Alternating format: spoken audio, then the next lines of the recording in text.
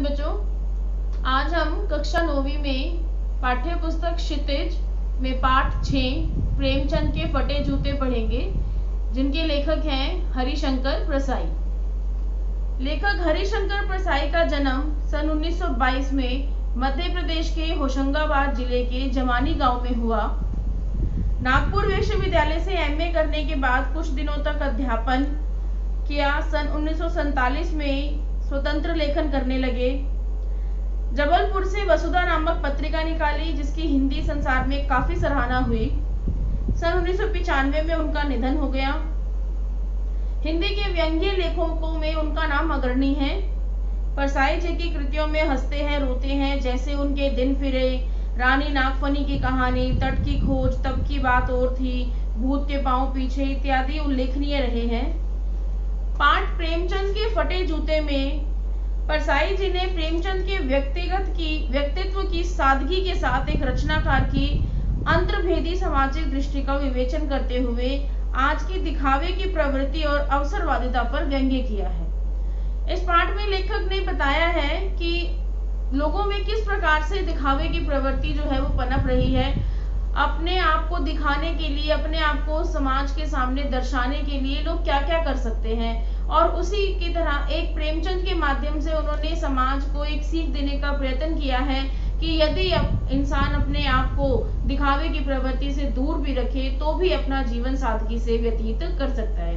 तो चलिए पढ़ते हैं पाठ प्रेमचंद के फटे जूते, जो कि व्यंग्यात्मक शैली में लिखा गया है।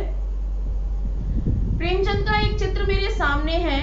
पत्नी के साथ फोटो खिंचा रहे हैं। अब लेखक जो है वो प्रेमचंद का चित्र अपने सामने रखकर उसी को देखकर इसकी उन्होंने ये कहानी रखी है। सिर पर किसी मोटे कपड़े की टोपी, कुर्ता और धोती पहने हैं। कनपटी चिपकी है, गालों की हड्डियां उभर आई हैं, पर घनी मूछें चेहरे को भरा भरा बतलाती हैं। पांव में कैनवास के जूते हैं, जिनके बंद बेतरतीब बंधे हैं। बंद मतलब हम जिन्हें कहते हैं लेसेस, जैसे तस्मे, तो वो जो है वो बेतरतीब यानी बेढंगे ढंग से बंधे हैं। लापरवाही से उपयोग करने पर बंद के सिरों पर लोहे की पतरी निकल जाती है और छेदों में बंद डालने में परेशानी होती है। तब बंद कैसे भी कस लिए जाते हैं। दाहिने पांव का जूता ठीक है, मगर बाएं जूते में बड़ा छेद हो गया है, जिसमें से अंगुली बाहर निकल आई है। मेरी दृष्टि, मेरी यहाँ पर है लेखक के लिए, मेरी दृष्टि इस जूते पर अटक गई है। सोचता हूँ फोटो खिंचवाने की अगर यह पोशाक है तो पहनने की कैसी होगी। अब लेखक जो है वो फोटो को देखकर ही अनुमान लगा रहे हैं और कह रहे हैं कि यदि फोटो में एक लेखक, इतना बड़ा लेखक जिसका इतना नाम है, प्रेमचंद, मुंशी प्रेमचंद, जिन्हें इतने पुरस्कारों से नवाजा गया है, उनकी जो फोटो देखी जा रही है, उस फोटो में उनका एक पैर का जूता जो है वो फटा हुआ है।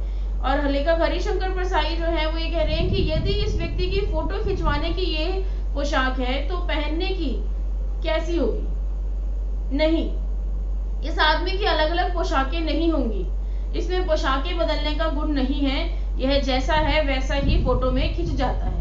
अब यहाँ इस पंक्ति में भी व्यंग्य छिपा है। लेखक हरिशंकर प्रसाई ये कहना चाहते हैं कि जैसे आम जनता या हमारे जैसे व्यक्ति जो हैं, हमारी खुद की ही इच्छा होती है कि घर पहनने की पोशाक अलग, आने जाने की पोशाक अलग, कहीं जाना है तो अलग, कुछ कहीं शादी में जाना है, किसी आप अवसर में जा रहे हैं, किसी समारोह में जा रहे हैं तो अलग पोशाक, घर में रहने की अलग पोशाक। तो उसी को अनुमान लगाते हुए लेखक जो है वो कह रहे हैं कि इस व्यक्ति की अर्थात प्रेमचंद की जो है वो अलग अलग पोशाकें नहीं हो सकती।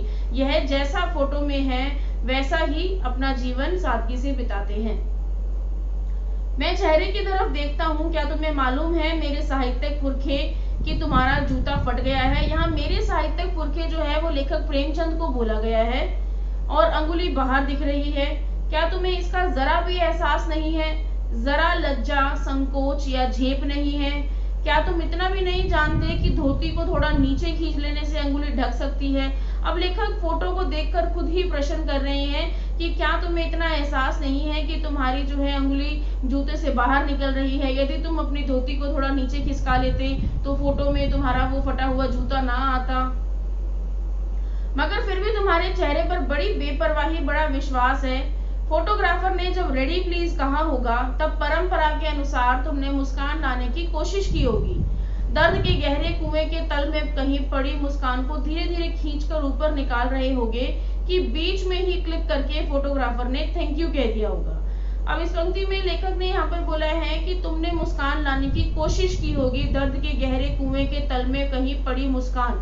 मतलब लेखक प्रेमचंद जो हैं, जिन्हें समाज में प्रसिद्धि और नाम तो प्राप्त हुआ पर धन प्राप्त नहीं हो पाया, तो इसीलिए यहाँ पर लेखक जो है वो व्यंग्य करते हुए कह रहे हैं कि वो मुस्कान जो गरीबी की अवस्था में रह रही थी, छिप गई थी कहीं पे, उसे तुमने बाहर लाने की कोशिश तो करी होगी, लेकिन इतने तुम उसे बाहर लेकर आए उससे पहले ही फोटोग्राफर ने क्लिक करके थैंक यू कह दिया होगा।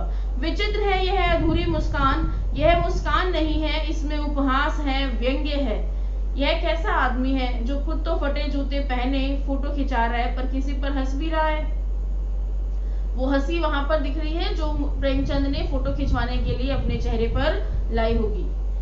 फोटो ही खिंचाना था तो ठीक जूते पहन लेते या ना खिंचाते, फोटो ना खिंचाने से क्या बिगड़ता था। शायद पत्नी का आग्रह रहा हो और तुम, अच्छा अब लेखक हरिशंकर परसाई हैं, वो स्वयं से ही प्रश्न कर रहे हैं कि शायद तुम फोटो खिंचवाना नहीं चाहते थे लेकिन पत्नी का आग्रह रहा होगा इसलिए तुमने फोटो खिंचवाने के लिए हाँ कर दी। तुम चल भाई कहकर बैठ गए होगे, मगर यह कितनी बड़ी ट्रेजेडी है कि आदमी के पास फोटो खिंचाने को भी जूता न हो।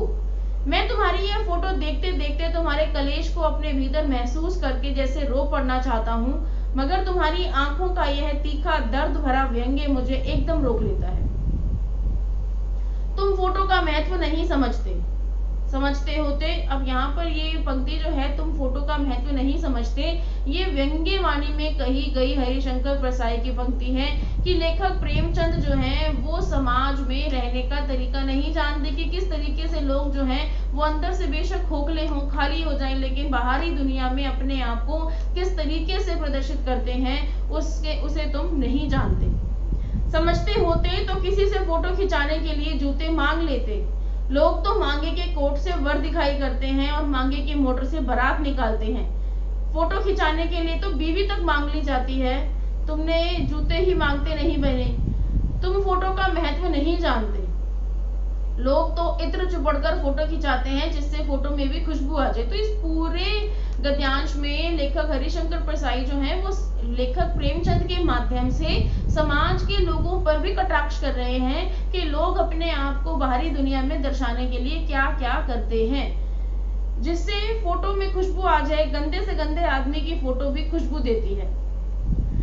टोपी 8 आने में मिल जाती है और जूते उस जमाने में भी 5 रुपए से कम क्या मिलते होंगे। जूता हमेशा टोपी से कीमती रहा है।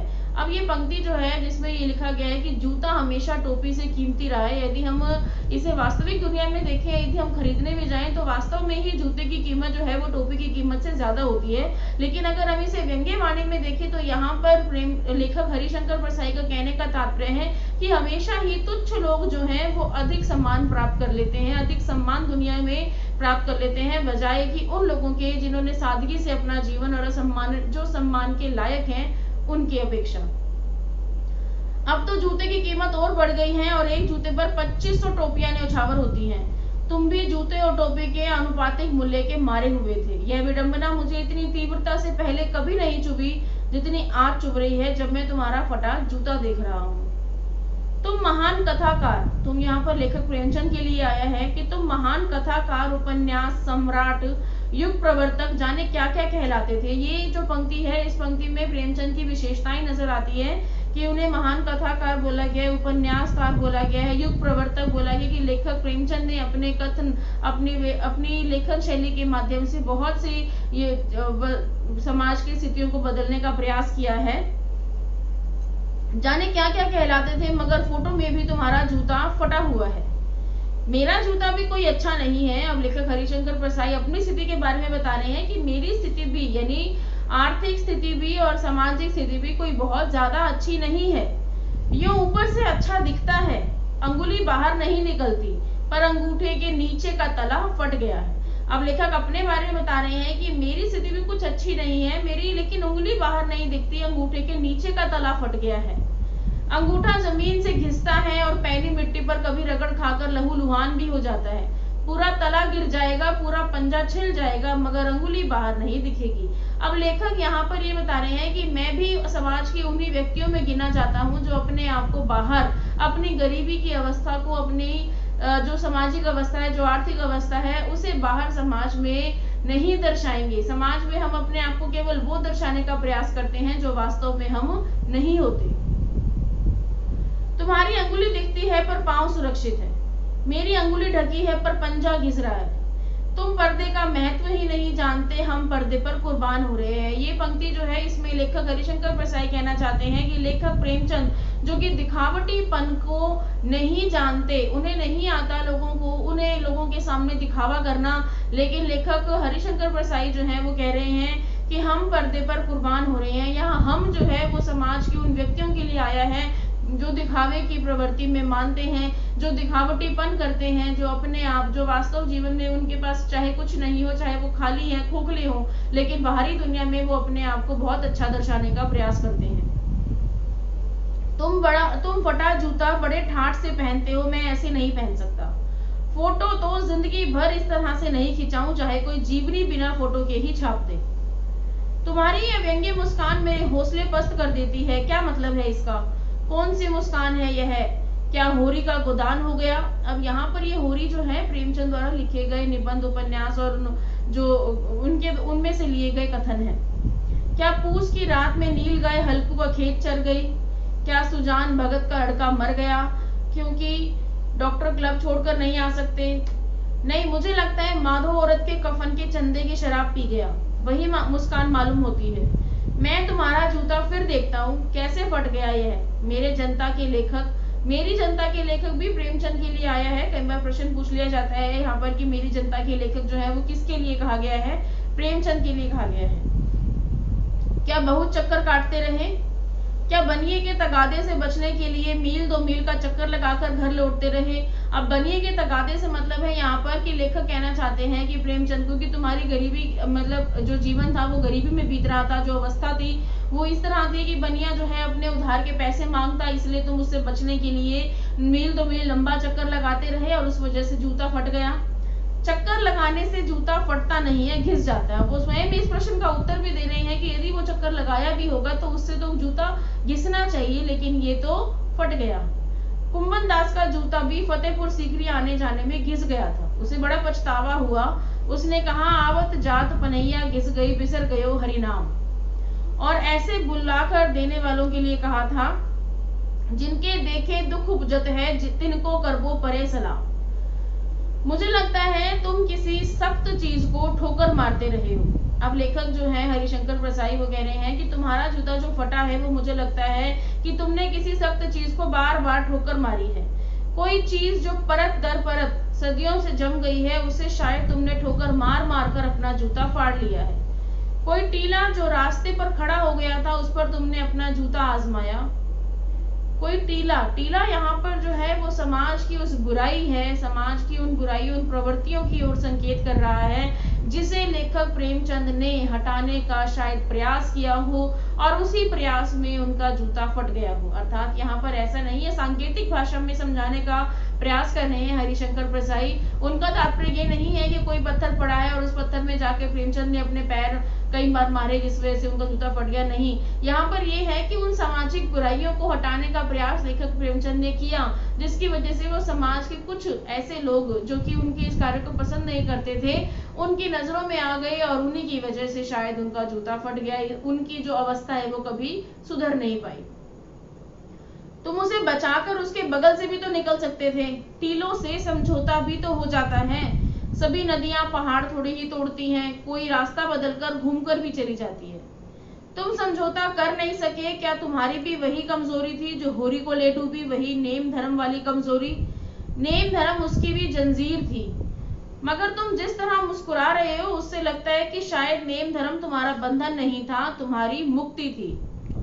तुम्हारी ये पांव की उंगली मुझे संकेत करती सी लगती है, जिसे तुम घृणित समझते हो, उसकी तरफ हाथ की नहीं बल्कि पांव की उंगली से इशारा कर रही हो। अब लेखक हरिशंकर प्रसाई जो है वो कह रहे हैं कि मुझे लगता है कि तुम अपने पैर के जूता जो तुम्हारा फट गया है, जिससे तुम्हारी पैर की उंगली बाहर निकल रही है, तो शायद तुम जिसे घृणित समझते हो, जिसे तुम अच्छा पसंद नहीं करते हो, उनकी तरफ शायद तुम अपनी पैर की उंगली के द्वारा जो है इशारा करते हो। तुम क्या उसकी तरफ इशारा कर रहे हो, किसे ठोकर मारते मारते तुमने जूता फाड़ लिया। मैं समझता हूँ तुम्हारी उंगली का इशारा भी समझता हूँ और यह व्यंग्य मुस्कान भी समझता हूँ। तुम मुझ पर या हम सभी पर हंस रहे हो, उन पर जो अंगुली छिपाए और तलुआ घिसाए चल रहे हैं। अब लेखक हरिशंकर प्रसाई जो है वो कह रहे हैं कि फोटो में जो तुम्हारी ये मुस्कान है ना, ये व्यंग्य मुस्कान, ये सभी समाज के लोगों के ऊपर ताना मार रही है, कटाक्ष कर रही है। तुम हम सब पे हंस रहे हो, जो अंगुली छिपाए, जो अपनी वास्तविक स्थिति को छिपा कर तलुआ घिसाए चल रहे हैं, अर्थात अपने आप को अंदर से खोखला कर रहे हैं। अब कुछ लोगों में प्रवृत्ति होती है, कुछ लोगों की ऐसी प्रवृत्ति होती है कि वे अपने आप को बाहरी दुनिया में अच्छा दर्शाने के लिए, अपने आप की समाज में स्थिति जो है, अपनी स्थिति को अच्छा बनाने के लिए कुछ भी करने को तैयार हो जाते हैं, यहाँ तक कि बाहरी दुनिया से कर्जा लेकर भी अपने आप को वास्तविक तौर पर नहीं दर्शा पाते जो दर्शाना चाहते हैं। उन पर जो टीले को बरकरार बाजू से निकल रहे हैं।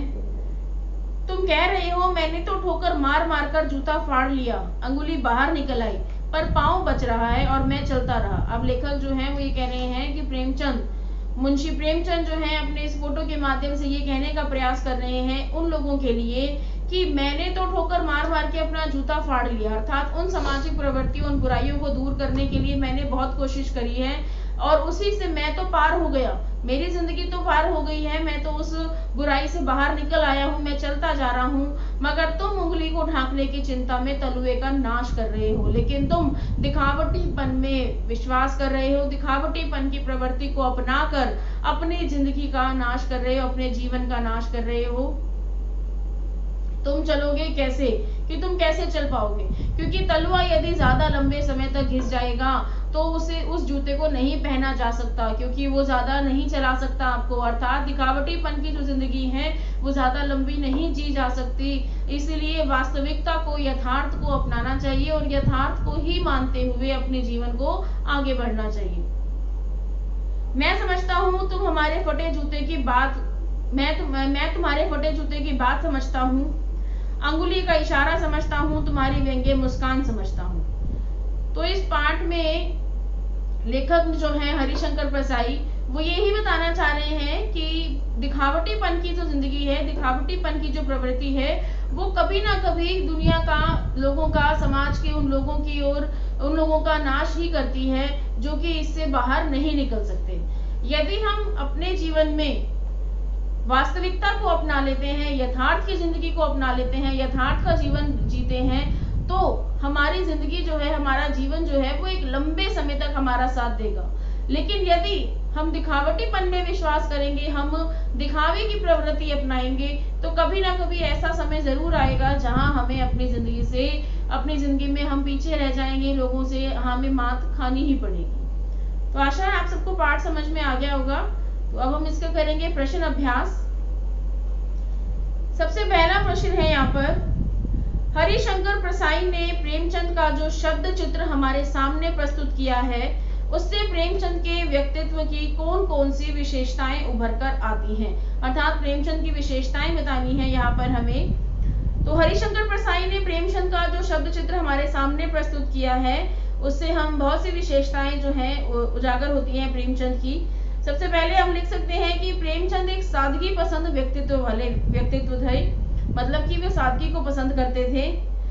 दूसरा, दिखावे में उनका रंच मात्र भी विश्वास नहीं था, वे जरा भी दिखावे की प्रवृत्ति नहीं अपनाते थे, वे स्वयं को अपने वास्तविक रूप में ही अपनाए हुए थे। अभावों में भी मुस्कुराने का वे प्रयास करते थे। प्रेमचंद ने अपना जीवन बहुत ही अभावों में बिताया है और उसी अभावों की जिंदगी में भी, लेकिन उन्होंने कभी जिंदगी से हार नहीं मानी है, हमेशा मुस्कान को ही अपना साथी बनाया है। उधार मांगकर दिखावा करना उन्हें न भाता था। प्रश्न नंबर 2 है, सही उत्तर के सामने निशान लगाइए। बाएं पांव का जूता ठीक है, मगर दाहिने में बड़ा छेद हो गया है जिसमें से उंगली बाहर निकल आई है। लोग तो इत्र चिपड़कर फोटो खिंचाते हैं जिससे फोटो में खुशबू आ जाए। तुम्हारी ये व्यंग्य मुस्कान मेरे हौसले बढ़ाती है, जिसे तुम घृणित समझते हो उसकी तरफ अंगूठे से इशारा करते हो। तो यहाँ पर ये है कि लोग तो इत्र चुपड़कर फोटो खिंचवाते हैं जिससे फोटो में भी खुशबू आ जाए। ये भी एक व्यंग्यात्मक शैली में लिखा गया कथन है।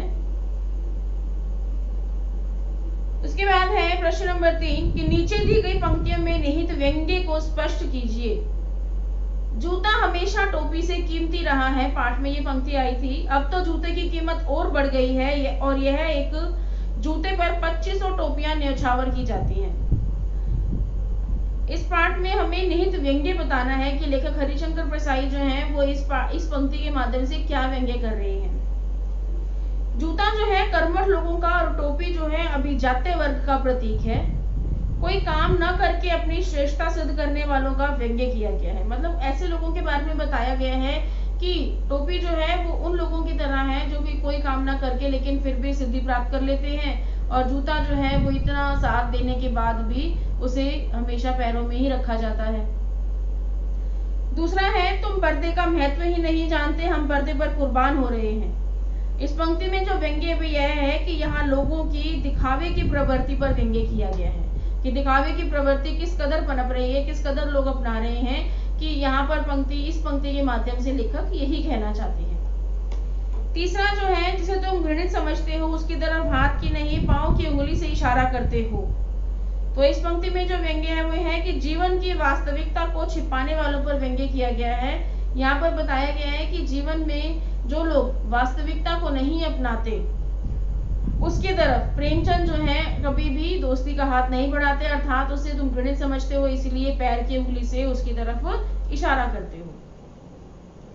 अब प्रश्न नंबर 4 जो है उसमें है पाठ में एक जगह पर लेखक सोचता है कि फोटो खिंचाने की अगर यह पोशाक है तो पहनने की कैसी होगी, लेकिन अगले ही पल वह विचार बदलता है कि नहीं, इस आदमी की अलग अलग पोशाकें नहीं होंगी। आपके अनुसार इस संदर्भ में प्रेमचंद के बारे में लेखक के विचार बदलने की क्या वजह हो सकती है? अब हमें ये बताना है कि लेखक उसी फोटो से प्रश्न कर रहा है कि ये इसके जूते की फोटो खिंचवाने की ये पोशाक है तो बाहर आने जाने की क्या होगी, लेकिन अगले पल वो अपने विचार बदल देता है, तो उसका क्या कारण रह सकता है? लेखक हरिशंकर प्रसाई प्रेमचंद की फोटो देखकर सोचता है कि फोटो खिंचाने की यह पोशाक है तो पहनने की कैसी होगी, लेकिन अगले ही पल में विचार बदलता है कि नहीं, इस आदमी की अलग अलग पोशाकें नहीं होंगी। प्रेमचंद के बारे में लेखक के विचार बदलने के कई कारण हो सकते हैं कि उन्होंने फोटो को ध्यान से देखकर अनुमान लगा लिया होगा कि वे सादगी और वास्तविकता में विश्वास रखने वाले व्यक्ति हैं। वे अपने को दिखावे के आवरण में ढांपने वाले व्यक्ति नहीं हैं। ऐसा व्यक्ति सब जगह एक जैसी ही पोशाक रखता है। तो इसीलिए इन सब बातों को ध्यान में रखकर ही लेखक ने अपना विचार जो है वो बदल लिया होगा। प्रश्न नंबर 5 है आपने यह व्यंग्य पढ़ा, इसे पढ़कर आपको लेखक की कौन कौन सी बातें आकर्षित करती हैं? तो इसमें हम लिख सकते हैं कि प्रस्तुत व्यंग्य को पढ़ने के बाद लेखक की कई बातें अपनी ओर आकर्षित करती हैं। लेखक पारखी नजर रखता है। वह प्रेमचंद की फोटो देखकर यह अनुमान लगा लेता है कि ऐसा व्यक्तित्व दिखावे से कोसों दूर है। उसे प्रेमचंद के चेहरे पर लज्जा संकोच की तरह जगह बेपरवाही और विश्वास दिखाई देता है। वह प्रेमचंद की अधूरी मुस्कान को व्यंग्य कहता है। उनके द्वारा फोटो का महत्व समझ जाने की बात भी आकर्षित करती है। आज लोग उधार मांगकर अपने जीवन के अहम कार्य को सिरे पहुंचाते हैं। लोग इत्र लगाकर खुशबूदार फोटो खिंचवाते हैं। लेखक द्वारा दिखावे में विश्वास रखने की बात भी आकर्षित करती है। और इसके अलावा यदि कोई भी बात आपको आकर्षित करती हो तो वो भी आप उस उत्तर में लिख सकते हैं। प्रश्न नंबर 6 है पाठ में टीले शब्द का प्रयोग किन संदर्भों को इंगित करने के लिए किया गया होगा? पाठ में टीले शब्द का प्रयोग किया गया था जिसमें ये कहा गया था कि लेखक प्रेमचंद जो है वो टीले को बार बार पैर मारते होंगे जिसकी वजह से उनका जूता फट गया। तो पाठ में टीले शब्द का प्रयोग जीवन की विषमताओं, विडंबनाओं, संघर्षों, बाधाओं, दुखद परिस्थितियों, दुखों को इंगित करने के लिए किया गया है। तो आशा है कि आप सबको प्रश्न उत्तर भी समझ में आ गए होंगे। तो धन्यवाद।